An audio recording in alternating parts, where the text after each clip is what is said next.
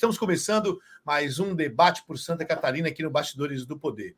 Aqui à minha esquerda, meu querido Dom Schiavi, e à minha direita, Fabiano Rambo. Olha, eu estou achando coincidência que sempre você está ficando à minha esquerda, Dom.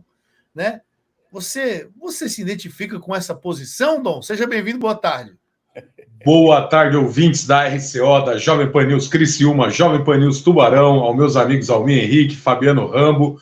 Na semana passada eu estava à direita, agora estou à esquerda. No posicionamento ideológico, jamais. Mas no jornalismo, se tiver que comentar sobre esquerda, direita, centro e falar o fato com a verdade, com certeza falarei. E o seu posicionamento ideológico, psicológico, astrológico e meteorológico, Fabiano Rambo?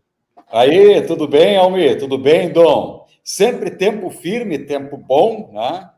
Com o signo da justiça, que é a Libra, e também centro-direita. Mas no jornalismo, meu caro, a gente tem que falar a verdade com a ética e a responsabilidade que é necessária para que nós possamos exercer com qualidade a nossa profissão. Sabe qual que é o maior bem que um jornalista pode ter? Os colegas têm noção do que seja? O que vale muito mais? A liberdade. Eu diria que é o nosso nome. Sim, também. A credibilidade do nosso nome.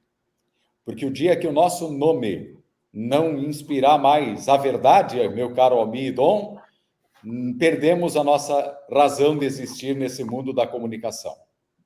Exatamente.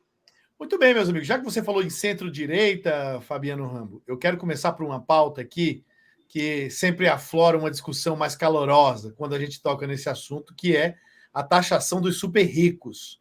O governo tem uma previsão aí de que até novembro, essa PEC, esse projeto aí, na verdade, vai passar lá no Congresso. Não sei se vai ter êxito, se isso vai para frente, se vai ser exitosa essa tentativa do governo aí de taxar super ricos, mas, por exemplo, é um movimento que acontece em outros países, como a própria Suíça, como o próprio Estados Unidos, países da Europa, enfim. Essa taxação ela vem e a mordida ela sempre é grande.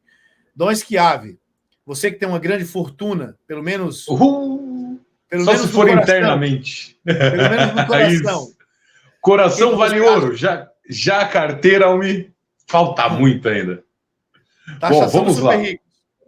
Meu amigo, a taxação do super rico é algo que já acontece em grandes países, como você comentou, certo? Eu acredito que você tem que ser justo. Pegando o gancho no signo de Libra do meu amigo Fabiano Rambo, você tem que ser justo. O cara batalhou para chegar até lá e ter uma fortuna significativa. Ele conquistou aquilo. Quais serão os benefícios para ele fazer essa doação? E eu vou trazer para o nosso estado aqui. O imposto de renda está chegando, tá? Que vai ser uma outra pauta nossa aqui também. Então, faça a sua declaração. E se você puder doar para o estado de Santa Catarina, seja ela na educação ou seja ela na saúde, você consegue. É só entrar no site do governo que você vai ter isso. Né? Você vai ter todos esses dados ali. Então, isso eu sou a favor. Vamos fazer a doação? Vamos. Vamos devolver o dinheiro, mas aonde está sendo aplicado o dinheiro que eu devolvo de imposto? Indiferente se for super rico ou se for agora um recebedor de salário de 2.259,20 centavos, certo? Eu vou passar a bola para o Rambo aí, que o Rambo é o economista, né? Bom, o Dom, primeiro que essa questão aí da aprovação só coloca em prática aquilo que o imposto de renda atual, exercício 2023, está colocando, né? Mas é muito aquém do que o brasileiro merece. Você imagine que um trabalhador que ganha 2 salários mínimos por mês vai pagar imposto de renda ou vai ter que declarar imposto de renda.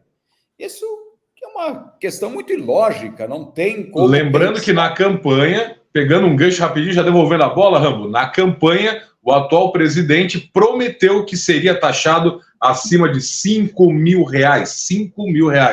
E agora, com 2.259,20, menos do que 2 salários mínimos, você terá que devolver parte disso ao leão. Isso se você já não está contribuindo na fonte, né? Mas na questão dos R$5 mil, não vai ser desta vez que o brasileiro vai ter esse privilégio, porque o governo gasta muito e gasta mal. Essa é a verdade, não, sem esconder, para os colegas terem uma noção. Só neste período de governo Lula, a dívida pública aumentou R$ 1 trilhão. É 1 mais 12 zeros. É bastante, não é? E se continuarmos nesse ritmo, o crescimento da dívida pública, que significa, no futuro, juros mais altos, que significa, no futuro, mais instabilidade econômica. Inflação? Não digo inflação, Dom, porque aí até pode ter um efeito reverso, tá? Que se a taxa de juros for muito alta, interna, a inflação tende a ceder porque não há consumo, porque não há investimento, não há condições. E aí nós vamos para aquele famoso rentismo, né? Ou seja, a pessoa vai preferir, ao invés de botar dinheiro num bem produtivo, deixa lá aplicado. Está resolvido o problema, tá? Mas a gente vive um momento em que o Estado brasileiro se mostra um gastador, se mostra com uma necessidade só para findar com déficit zero de 50 bilhões de reais, 50 bilhões de reais para 2025. Então, meus amigos, o governo tem aumentado a dívida pública, tem perspectivas de aumento de tributação com a reforma tributária, e eu não tenho dúvida que isso vai acontecer. O Almir falou sobre tributar os super ricos, e vai vir uma taxação, Almir, muito ruim. E o nome dessa taxação é ITCMD, que vai aumentar. Pode chegar a 30%. 30%. Você sabe o que significa isso? Vamos imaginar que o trabalhador hoje receba de herança um bem imóvel que está a 300 mil reais, certo? 300 mil reais. Ele vai, por essa lógica, ter que deixar 100 mil para um imposto, né? Então, a gente percebe que há na reforma tributária coisas muito escabrosas. Agora, a informação mais recente é que o Congresso Nacional já se mobilizou para apresentar de antemão as leis complementares da reforma tributária que foi aprovada ano passado, um cheque em branco para o governo. E, na prática, meus amigos, vou falar a vocês. Taxação de serviços, taxação sobre o consumo, taxa especial sobre o que o governo bem entender.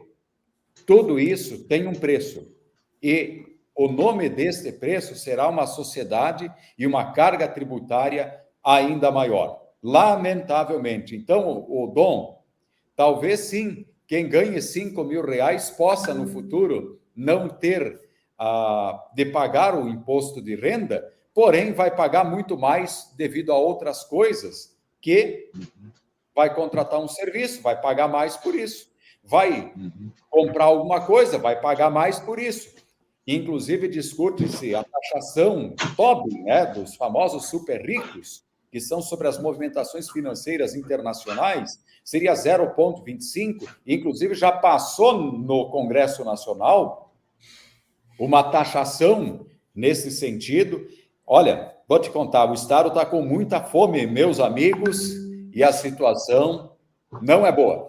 Tem que falar com sinceridade.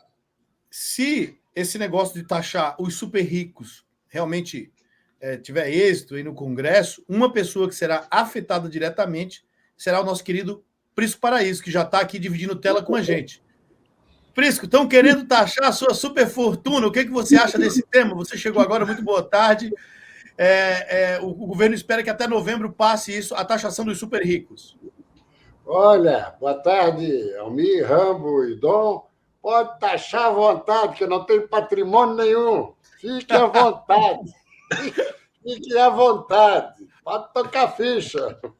Agora, sabes que esse assunto é um assunto complicado. Porque vários países resolveram taxar, se é que o Rambo já não falou isso, como experto da economia, um deles é a França. O que aconteceu? Atores, artistas, empresários se transferiram para a Rússia. Entendeu? Isso é bobagem, não é por aí. Não é por aí, isso é demagogia. Isso é demagogia. Um tema que... Mas, Almir, peraí. O Almir comentou isso, mas não falou a sua opinião sobre, né? Vamos devolver a bola aí para o nosso mediador. Eu acho que é necessário ter um estudo que se comprove que, se taxar os super ricos, nós resolveremos o problema aqui da distribuição de renda no Brasil.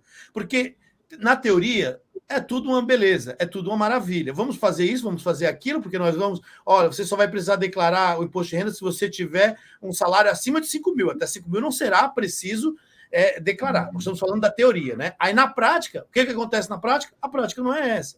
Então, é o seguinte, eu sou pró-ciência, Dom e amigos, eu sou pró-ciência. E a matemática, os números são ciência. Seguinte, vamos estudar, vamos analisar e me prove por A mais B que fazendo isso vai resolver. Quando a gente fala, tem um outro... E não vai. Não vai aumentar a receita, tá? Não vai.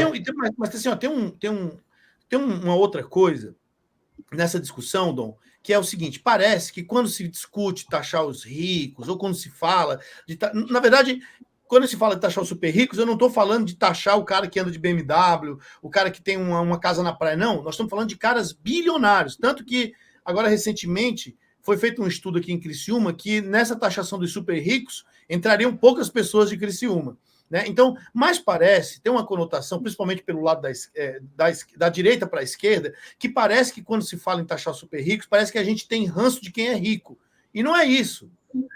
Ninguém tem ranço de quem é rico. A pessoa merece, enfim, batalhou, grandes cases de sucesso. Não é isso. Mas eu defendo que haja um estudo, como eu defendi lá atrás outras questões polêmicas também. Vamos lá, vamos falar de ciência, Almir. Se tu me permitir, eu só queria fazer uma colocação de menos de 1 minuto sobre essa questão relacionada a taxar super ricos. Além de ser uma baita demagogia, vamos repetir, além de ser uma baita demagogia, um ato demagógico, é mais do que isso, a taxação de ricos. Isso é hipocrisia. E concordo com você, Almir. Taxar bilionários, a começar pelos banqueiros, a começar pelos mega empresários, como da JBS, que denunciaram Lula em delação premiada e receberam agora, como anfitriões, a visita dele lá em Mato Grosso do Sul e ele homenageando os dirigentes da JBS. Isso que é hipocrisia, e é esses que precisam ser alcançados. Mas esses o governo Lula não vai querer. Sabe por quê? Porque nunca os mega empresários e os banqueiros ganharam tanto dinheiro quanto nos 14 anos do PT. Já temos aí agora o 15º ano, o primeiro de Lula, 3. Nunca ganharam, nem com Fernando Henrique Cardoso. Fabiano. O Prisco e Almir, confesso que eu já li alguns estudos acadêmicos sobre o assunto. E o que na grande maioria eles falam? Um deles, feito com base em análises dos impostos de renda do ano de 2018. É um estudo relativamente recente. Mostrou que, sim, há um aumento de arrecadação, mas a gente não pode simplificar o assunto dizendo o seguinte, olha, desigualdade é só de renda. Nós temos que analisar o que é qualidade de habitação, qualidade de acesso à educação. Vocês acham que isso também não é um tipo de pobreza? Então, e como é que você vai fazer crescer essa arrecadação, que é esse o objetivo, crescer a arrecadação, e vai fazer o que com o dinheiro? Nós já sabemos que o Brasil gasta mal. Será que isso vai parar na ponta? Vai melhorar a educação? Vai melhorar a habitação? Vai melhorar alguma coisa?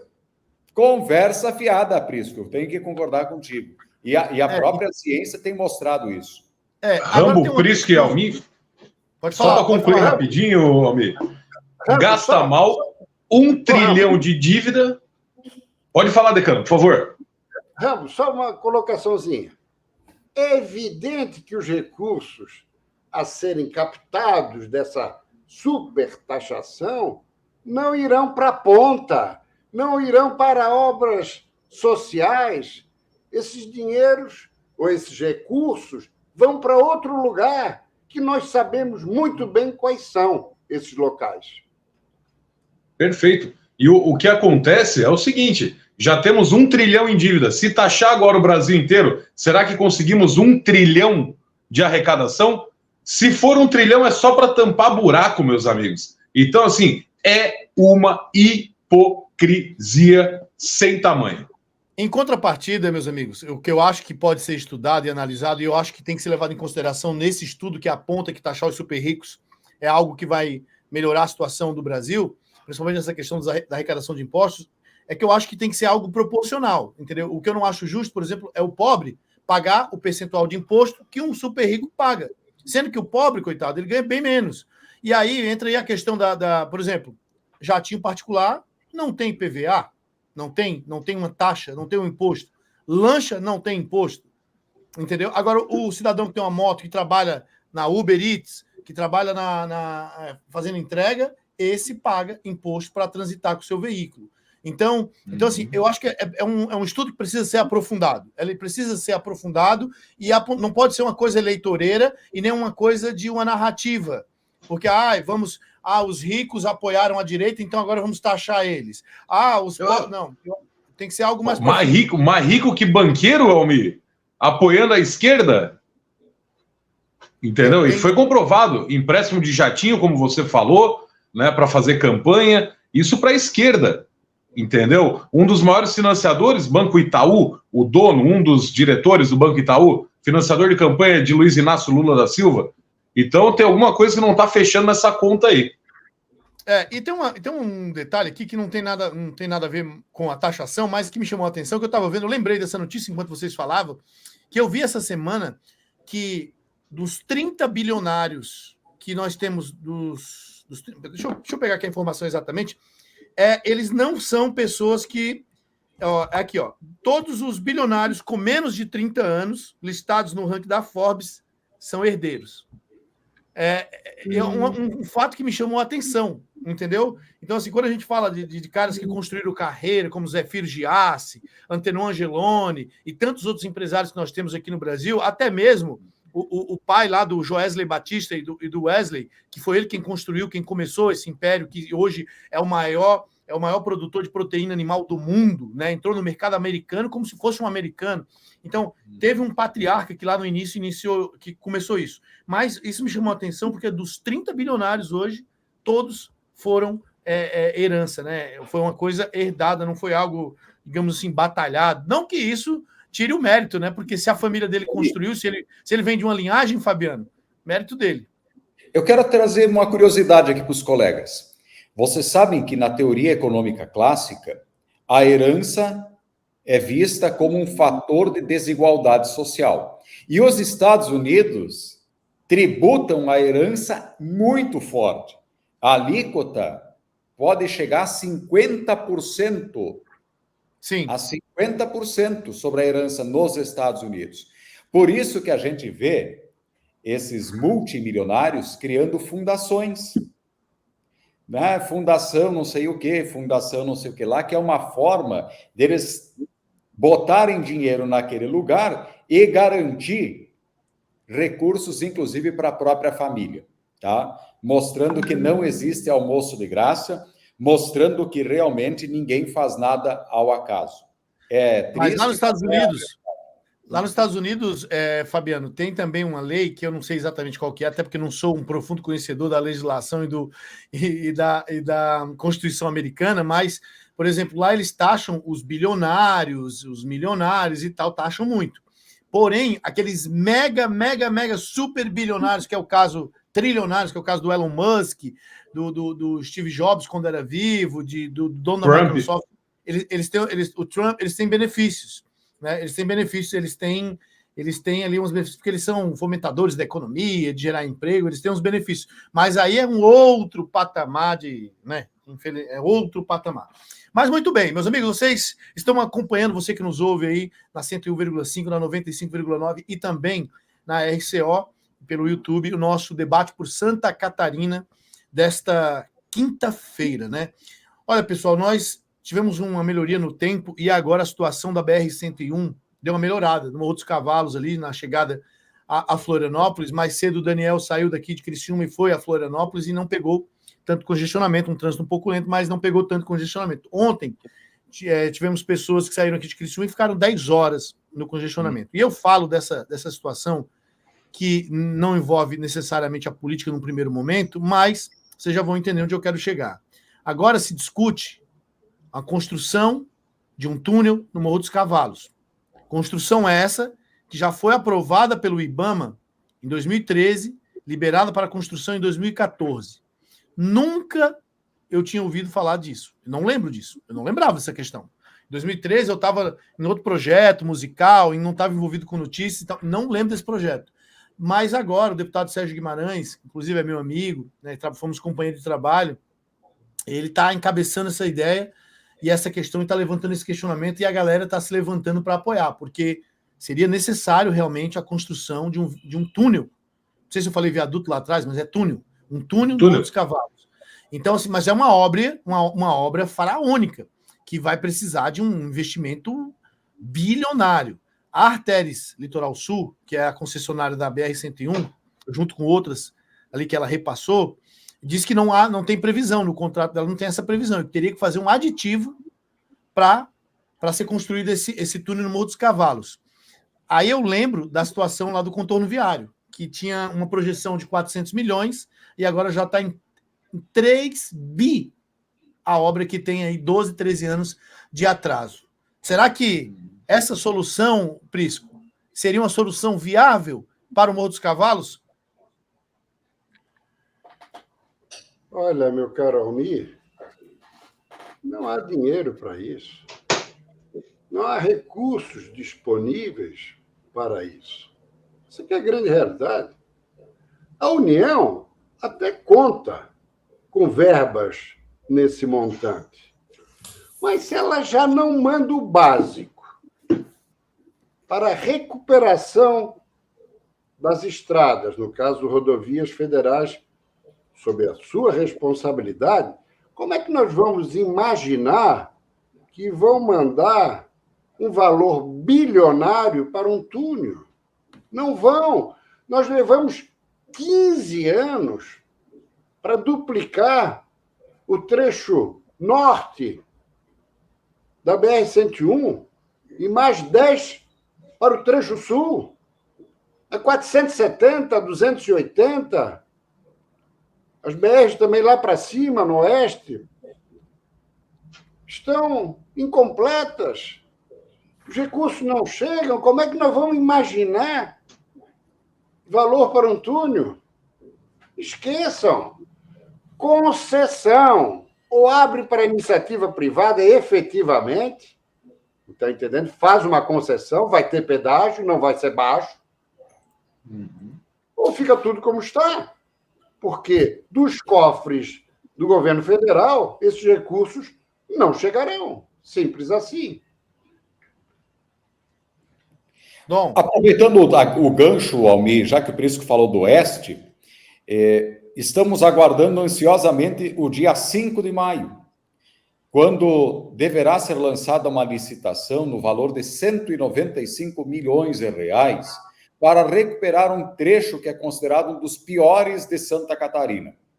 Lembrando que 80% das rodovias ruins do país está no oeste. E a 282, que corta Santa Catarina, e inclusive a minha cidade, ela tem um trecho terrível, que nunca se resolve. E o morador do oeste está muito descrente.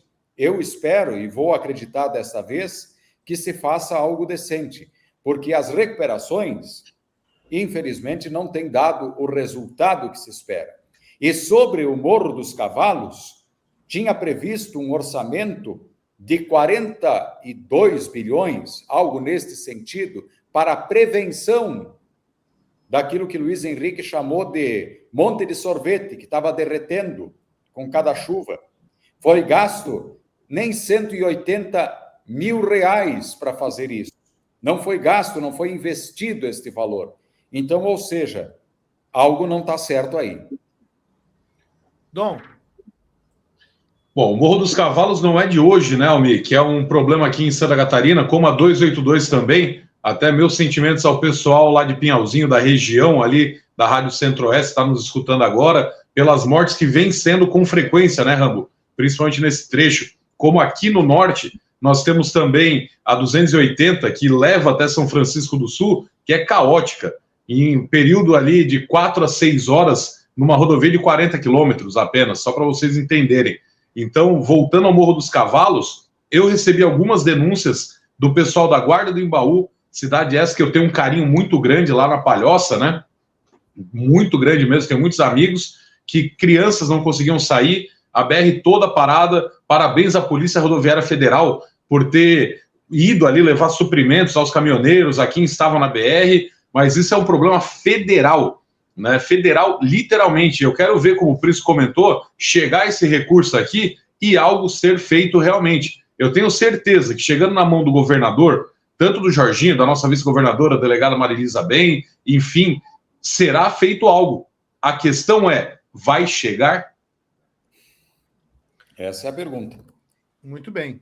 Vamos aproveitar que o Dom está falando aí e falar sobre Balneário Camboriú, né? Parece que está definido lá, né, Dom? Estava acompanhando as notícias aí que você traz do Alto Vale aí e do lado norte do estado, e também acompanhando o blog do Prisco, sempre muito atualizado.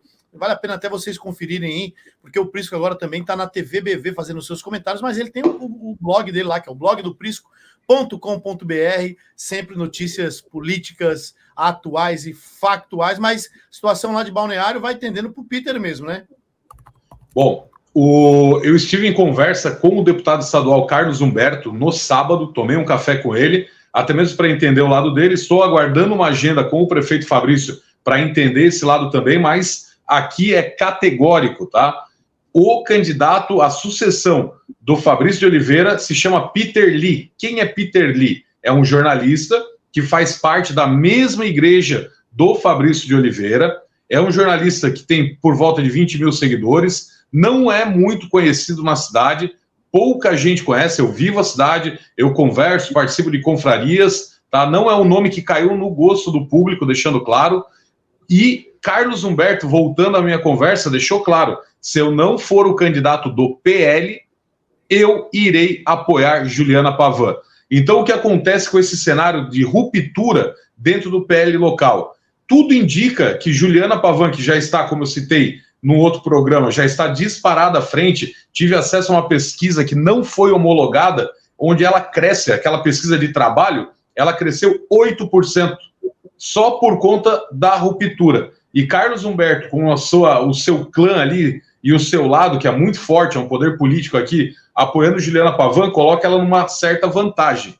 Em contrapartida, Fabrício de Oliveira, leia-se agora Peter Lee, né, conta com a vinda de Bolsonaro e os 80% de votos que Bolsonaro teve aqui em Balneário Camboriú, contra 20%, só que aí fica uma reflexão tal como Criciúma, Almir.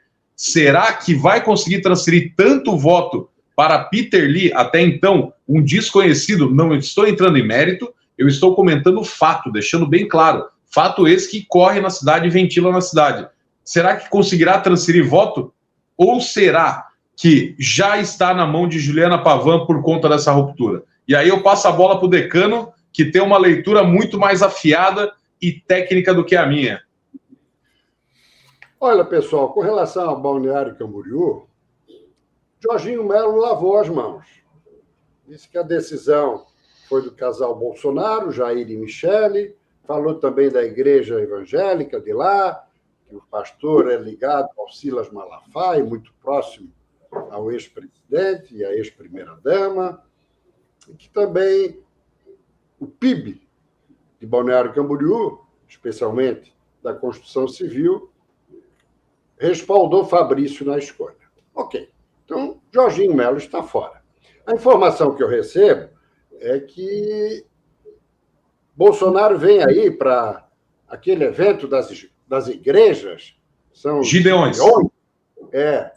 Ele vem para esse evento e que então já circularia pela cidade com Peter Lee e faria gravações e tudo mais. Bom, já falamos aqui, a bancada continua fechada com Carlos Humberto. Isso é uma preliminar. Prisco, só uma informação, só uma pitadinha para esse teu comentário aí, que é o seguinte: o Gideões é promovido pela igreja do Carlos Humberto, não é? Não sei. Aí esses detalhes eu não saberia dizer. Mas, é uma organização diferente em Camboriú, não é nem em Balneário. Desculpa, tá, Prisco? Mas só para completar o raciocínio. Então, o que vai acontecer? Pesquisas haverão de ser realizadas maio, junho, porque as convenções homologatórias, com base no calendário da Justiça Eleitoral, ocorrem, ou poderão ocorrer, ou deverão ocorrer, de final de julho a princípiozinho de agosto. Ou seja, nós temos um longo período de pré-campanha. Campanha mesmo, nós vamos ter ali segunda quinzena de agosto e mês de setembro. A eleição já é princípio de outubro, então é 45 dias de campanha. Agora, pré-campanha é longa. Se o jovem Peter Lee não crescer, não restará outra saída ao PL do que recorrer a Carlos Humberto. Resta saber se ele vai topar, né? Lá à frente, se ele vai topar. Isso é outra questão que precisa ser apreciada. E vamos, aqui entre nós, o jovem Peter Lee era sócio de Fabrício de Oliveira numa empresa de publicidade eletrônica quando Fabrício ainda era prefeito. Ele saiu da sociedade e agora é o prefeito. Então, ao longo de todo esse período, não se sabe quantos anos, o prefeito, usando da sua influência, potencializou um negócio do seu candidato, do qual ele era sócio. Como sustentar isso numa campanha? Sem falar no aspecto de, que é uma incógnita, se efetivamente o jovem escolhido vai decolar nas pesquisas. E, enquanto isso, quem vai avançando, como bem disse o Dom, é Juliana Pavan, porque está sozinha na parada. O PL já era para ter definido Carlos Humberto no ano passado, há um ano atrás. Era o candidato natural, favorito nas pesquisas, entende? Então, realmente, é uma lambança de marca maior. Estão querendo entregar novamente o comando de Balneário Camboriú para a família Pavan. E quem será responsabilizado será Fabrício de Oliveira, que até hoje não encontrou candidato, e também o próprio governador, que se omitiu. Então, olha, me permite... Ô, Dom, só para ilustrar o que o Prisco está falando, e que eu acho que é o que nós já comentamos aqui, que é o seguinte: caso Carlos Humberto não vá concorrer e o PL perca a prefeitura de Balneário, essa conta vai cair todinha no Fabrício. Porque vai ser uma escolha, foi uma escolha que, no mínimo, né, enfim, eu não conheço o contexto do Peter Lee, mas é um jovem, muito arriscada e muito pessoal do Fabrício. Não foi pensando no conjunto da obra. É uma decisão dele, unilateral, né? Não foi construído, porque tenho certeza que se ele assinasse com a possibilidade de Carlos Humberto ir como candidato, o Jorginho não ia se opor também, ninguém ia se opor. Foi uma decisão dele. Eu não vou citar nomes da minha fonte aqui. Opa, claro. Só uma coisinha, só para aproveitar. Por que Fabrício não quer Carlos Humberto? Porque ele é deputado, e aí Balneário Camboriú vai deixar de ter um representante na Assembleia, ele uma vez eleito. Vamos parar de conversa mole, né? Ingenuidade na política não existe. Ele não quer por outros motivos de natureza administrativa, encaminhamentos outros no subterrâneo administrativo da gestão. Perfeito. Decano, estamos afinados. Era isso que eu ia falar nesse exato momento. Eu estive na Lesc na terça-feira passada, um dos motivos que eu não participei do programa, mas com muitas fontes, muitas conversas boas ali. Cheguei em Balneário Camboriú e liguei para um amigo para ver se ele poderia me atender. Amigo esse que é muito ligado ao Fabrício de Oliveira, um grande player a nível internacional que está desapontado com a indicação de Peter Lee. Deixando claro, não citarei fontes aqui, mas desapontado. Ao mesmo tempo que eu interroguei, eu falei, o que você acredita que vai dar isso? Pode ser que caia no colo da Juliana Pavan. Eu falei, você como amigo pessoal, o que você espera disso? Olha, nós estamos tendo uma conversa com um grupo de empresários para buscar o apoio de Carlos Humberto. E aí eu dei uma cerejinha do bolo, que é para você, nosso ouvinte agora, nossos amigos também. A briga é pessoal, justamente pessoal mesmo, por conta do mando da Prefeitura de Balneário Camboriú. Então, a administração de Balneário, parabéns a vários secretários aqui, elenco, nomes aqui, pessoas excelentes, secretário da Fazenda, o Silvio Ribeiro, uma pessoa sensacional, educação, enfim, não vou entrar em muitos méritos aqui também, até para não poluir um pouco tanto de falar. Mas o que acontece é pessoal, um risco altíssimo para o Fabrício de Oliveira, tá? Altíssimo, porque ele assumiu esse risco, poderá ficar no limbo, se o candidato dele indicado não decolar na pesquisa, como disse bem o Prisco, e vir Carlos Humberto, ainda compete ao Carlos Humberto falar assim, agora vocês querem, agora eu não quero. E como ficará o cenário? No colo de Juliana Pavan.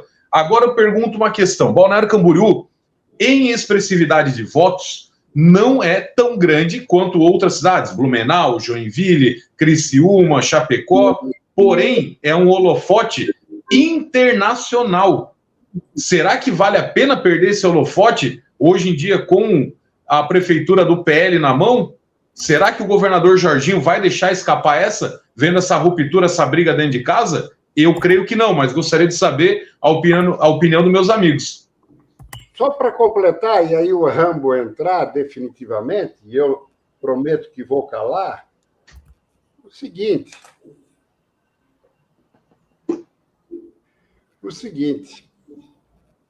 Fabrício não quer que a farra acabe. Carlos Humberto já havia declarado que as torneiras seriam fechadas.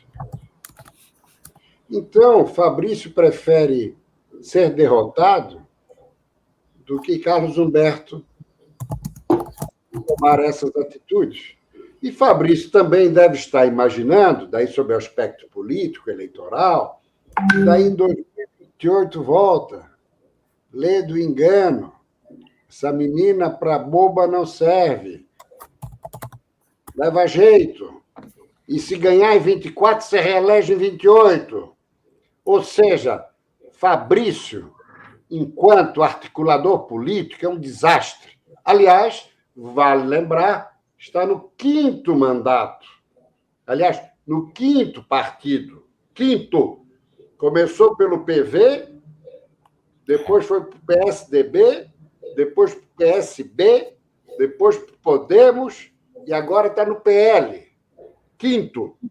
E com outro detalhe, essa conversa mole de interromper o mandato e deixar de representar a região, a cidade, ele próprio interrompeu mandatos para ir para a prefeitura. Então, não venha querer dar uma de puritano, porque não convence a ninguém. Essa que é a grande realidade. Pode pagar caro, né, Fabiano? PL em Balneário. Pode. E eu gostaria só de trazer um comentário, não especificamente sobre Balneário Camboriú, mas do imbróglio que vivem os partidos em todas as regiões do Estado. O que está acontecendo nesta eleição, o Prisco, que tem uma experiência grande também com relação a isso tudo, nunca vi ou não lembro de ter visto uma eleição municipal tão truncada, aonde composições que estavam historicamente consolidadas estão rompendo, aonde há uma intervenção externa cada vez maior, prefeitos e vices não se entendendo. Nunca vi isso em muitos anos de jornalismo. Aqui no Oeste nós temos muitos prefeitos e vices que não estão se entendendo, algo que é inédito aqui para a nossa região. Então, é uma eleição, este ano, muito difícil do ponto de vista da organização partidária. Há problemas no PSDB, há problemas no PSD, há problemas no PL, há problemas no MDB. O único partido que atravessa uma certa tranquilidade, mas também que vai fazer poucas prefeituras, comparada à sua grande expectativa, é o PT. Então, isso vai fazer prefeituras no Oeste, e se fizer, é bem verdade. Então, nós temos uma eleição muito diferente daquela que nós vimos em 2020, quando muitos nem queriam eleição por conta da pandemia, e muito diferente daquela de 2016. Rambo, se me permite, você esqueceu um partido que eu ouvi essa frase da boca de um deputado que elogiou muito a nós quatro, principalmente o Almir, que esteve lá presente, que é o Novo, Matheus Cadorim. O Novo vem crescendo, tinha uma prefeitura no Brasil, que era Adriano Silva, em Joinville, ganhou a segunda aqui em Santa Catarina com o prefeito de Ascurra, um jovem que está fazendo um bom trabalho, que vem à reeleição. Se lembrarmos da eleição passada, por conta de 1%, não chegou na prefeitura de Blumenau com o Tramontim. Então, a frase que eu ouvi de Matheus Cadorim foi a seguinte: enquanto os outros partidos crescem em ritmo alucinante, Dom, o nosso partido é ordeiro. Nós não queremos quantidade, que é o que acontece. Por quê? O Prisco pode colocar ali categoricamente, né? É o nosso decano aqui, como o político, não só catarinense, mas o político em si, é vaidoso. E essas vaidades, infelizmente, arcam em cima deles, lá na frente, e na população principalmente. Olha, sobre o Partido Novo, Dom, que é um partido assim que foi um tópico, assim, com uma visão bem de futuro, bem legal, eu acho que, infelizmente, né, e é só uma opinião, eu acho que a polarização no Brasil, ela impediu que o Novo crescesse e ficasse robusto. Infelizmente, o que vende, meu amigo, é a polarização. Você vê o tempo todo a esquerda querendo polarizar e a direita também.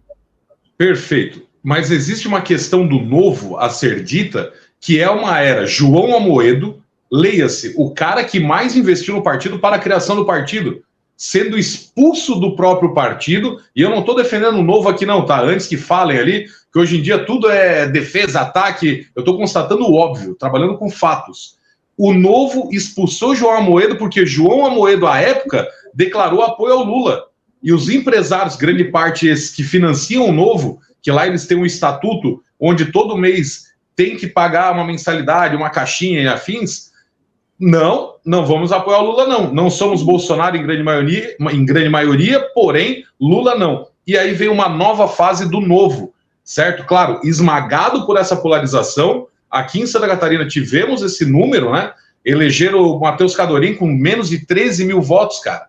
13 mil votos, entendeu? Porém, Matheus com competência, Matheus é uma pessoa, não vamos falar em ideologia nem partido agora, vamos falar da competência dele. Poliglota, fala mandarim, o cara é um crânio naquilo que faz, só que aí, não, é do Novo.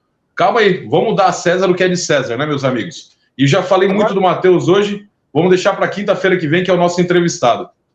Nós temos que fazer um intervalo rapidinho para quem está nos ouvindo aqui na RCO, na Jovem Pan News, aquele filme na Jovem Pan News Tubarão. Para quem está aqui na internet, a gente segue por aqui.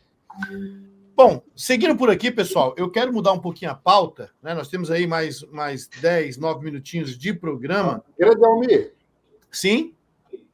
Tu me permite uma abordagem rápida sobre o quadro nacional? Uma coisinha muito rápida, muito rápida. Eu queria fazer uma colocação que é a seguinte. As universidades, os professores, o ambiente escolar, de uma maneira geral, respaldou fortemente a candidatura de Lula da Silva. Fortemente. Pois muito bem. Estou vendo aqui que isso aqui está prejudicando a...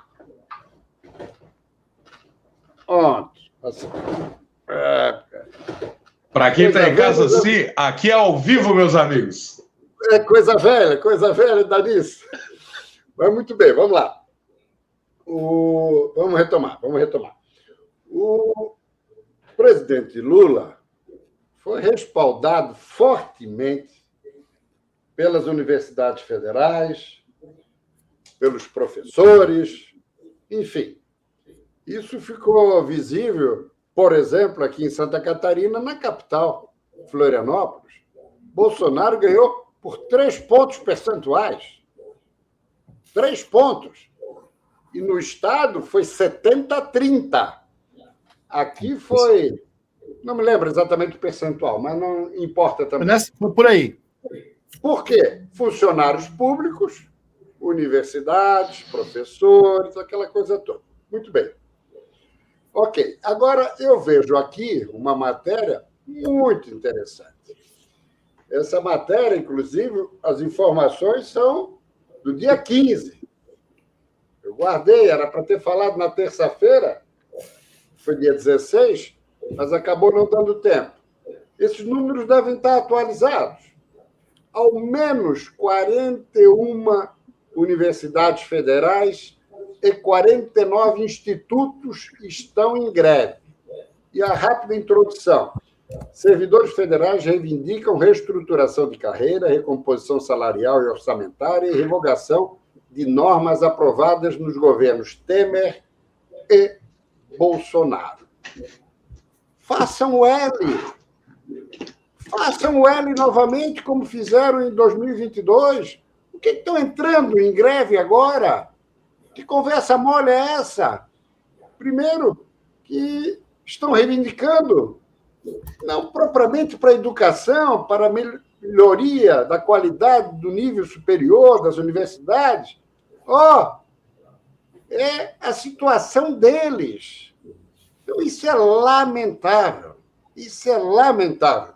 Eu gostaria só de deixar isso registrado. Perdão aí por te interromper, Almir. Permite uma caroninha só no que o nosso decano está falando? Para quem está acompanhando pelo YouTube, vocês estão vendo essa moedinha de 50 centavos aqui? Teve professor no estado da Bahia que recebeu 46 centavos de aumento, menos do que essa moedinha de 50 centavos. E aí eu completo aonde deu o maior número de votação no estado da Bahia, com universidades federais e afins. Só para encerrar o que o nosso decano falou, selo L de qualidade para vocês. E aqui no estado, só para completar, no dia 4 deste mês de abril, foi feita uma reunião do CINTE, onde os professores da rede estadual também estão se mobilizando e podem entrar em greve a partir da próxima semana, a partir do próximo dia 23. Vamos ver se isso vai confirmar. E sobre as universidades federais, por isso que eu busquei o número atualizado, 51 universidades federais e 79 institutos. Ou seja, quase todas as universidades federais do país. Muito bem. Falando ainda no cenário nacional aqui, pessoal, eu queria trazer um tema que eu acho que é interessante discutir e falar, mas, ao mesmo tempo, ele me traz algo incômodo, que é esse relatório que o parlamento americano fez em relação às decisões do Alexandre de Moraes. Vamos lá. Concorde você ou não com Alexandre de Moraes, concorde você ou não com um A ou com um B, eu acho que isso é um assunto que deve ser discutido no Brasil. A soberania nacional deve prevalecer. Quando vem um relatório dos Estados Unidos, me preocupa que a gente sabe que os Estados Unidos ele tem sido fiel da balança em várias guerras do mundo aí. Um forte incentivador, até por sua indústria bélica e tudo mais. Lá atrás já espionou presidentes aqui no Brasil, se é que não continua fazendo essa prática, que é um crime. E eu não gosto, não acho simpático a ideia de o parlamento americano querer pautar as decisões aqui no Brasil. Outra coisa que me incomoda é um grupo de parlamentares brasileiros que vive a viajar para relatar coisas do Brasil. Nós temos um Congresso, temos que discutir isso no Congresso, temos que fazer um levante do povo no Brasil. O que o Parlamento Europeu vai interferir no Brasil? O que o Parlamento Americano vai mudar no Brasil? Nada. Nada. Então, eu acho que é muito barulho para pouca mudança, para pouca solução. Almir, se você me permitir, eu faria uma breve colocação. Eu acho que o mais importante não é se o parlamento americano está entrando no circuito através de Elon Musk, que resolveu partir para uma queda de braço contra Alexandre de Moraes, coisa que ninguém fez aqui, nenhum empresário fez. Aliás, a Câmara tem alguns deputados, o Senado, alguns senadores, que ficam se posicionando, sobem à tribuna, mas não avança, porque as casas legislativas brasileiras são essencialmente presidencialistas. Quem manda é o presidente. É triste que precisa vir de fora para dentro. Isso é vergonhoso, isso é constrangedor. E eu não vejo nenhum problema disso estar acontecendo, porque isso só está acontecendo pela omissão do nosso Congresso Nacional e porque o Supremo hoje tem no Planalto um parceiro em meio a um consórcio, um conluio contra a sociedade. Essa que é a realidade. Qual foi o empresário brasileiro que fez o que mais que está fazendo pelo Brasil? Ah, mas espera aí, ele é de direita e o governo é de esquerda. Sim, mas espera aí, ele está fazendo alguma coisa a nosso favor, pelas liberdades. Quantos jornalistas, quantas personalidades foram banidas das redes sociais? E todo mundo vendo isso com naturalidade. E o que a mídia internacional está a fazer hoje em favor do Brasil, a nossa mídia, em sua esmagadora maioria, especialmente os grandes conglomerados, se omitiram. A grande maioria se omitiu. Essa que é a grande realidade. Ah, mas vamos regular as redes sociais? Não é regular, não. Eles não querem definir questão de monetização, como é que vai funcionar. Eles querem oficializar a censura prévia que já está em execução no Brasil há um bom tempo. Essa que é a realidade. Temos que ser realistas diante desse fato. Não é possível. Gente sendo banida e o Alexandre de Moraes ainda tendo a petulância, o atrevimento de recomendar ao Twitter, por exemplo, como as outras plataformas igualmente, todas se submeteram, é bem verdade, com exceção do Twitter, ainda recomendando que eles assumissem o banimento, não sei se existe a palavra banimento, enfim, que assumissem a decisão de banir pessoas, jornalistas, personalidades, que não dissessem que era uma decisão judicial. O que é isso? Onde nós estamos? Isso é uma pouca vergonha, é um escândalo. E os Estados Unidos é uma democracia, nós sabemos. A emenda número 1 diz tudo. Cada qual tem direito a falar tudo. Agora, responderá pelo que falou. Aqui no Brasil, não. Aqui no Brasil é censura prévia. É triste. É triste o que nós estamos presenciando hoje. A gente recebendo uma lição de conduta moral vinda de fora. Olha, eu respeitosamente discordo do amigo Prisco, né? Entendo a sua posição, mas muitos dos parlamentares que hoje defendem e criticam uma suposta censura que a gente vem vivendo no Brasil defendem a volta da ditadura. O que foi a ditadura no Brasil? Era só censura o tempo todo.